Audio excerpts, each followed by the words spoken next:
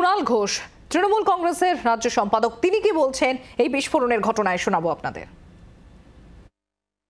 শকুনের রাজনীতি, একটা ঘটনা দুর্ঘটনা ঘটেছে, তো এই শিবকাশিতে যখন ঘটেছিল, যখন দিল্লিতে ঘটছে, যখন অন্য রাজ্যে ঘটছে, যখন আমাদের রাজ্যেই আগে ঘটেছে, আরে দুর্ঘটনা ঘটেছে।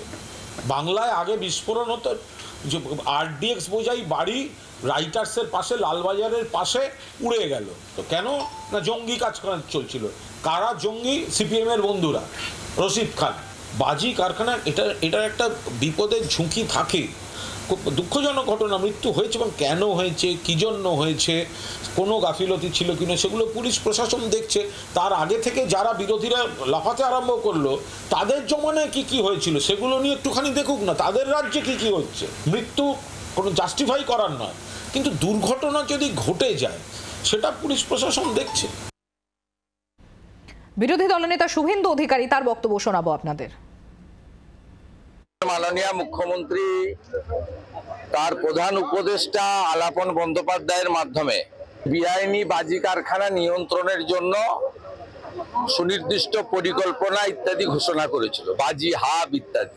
আজকের কল্যাণীতে খোকন বিশ্বাস, যিনি তৃণমূল কংগ্রেসের একজন নেতা, স্থানীয় কাউন্সিলরের মদতে বেআইনি বাজি কারখানা, যেখানে লাইসেন্স নেই, ফায়ার ব্রিগেড ঢোকার মতো প্যাসেজ নেই, এখনো অবধি 5 জন মারা গেছেন।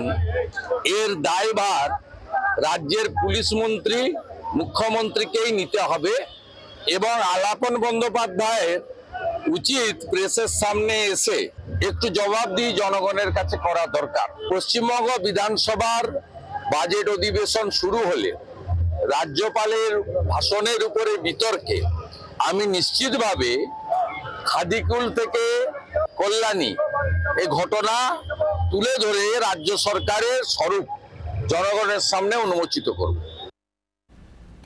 প্রদেশ কংগ্রেসের সভাপতি শুভঙ্কর সরকার, তিনি কি বলছেন শোনাবো আপনাদের।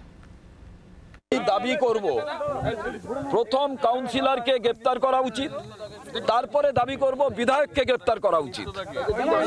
এখানে যে ইল্লিগাল বাজি কারখানা চলছে, ইল্লিগাল কি ইল্লিগাল নয় সেটা আগে সরকার বলুক।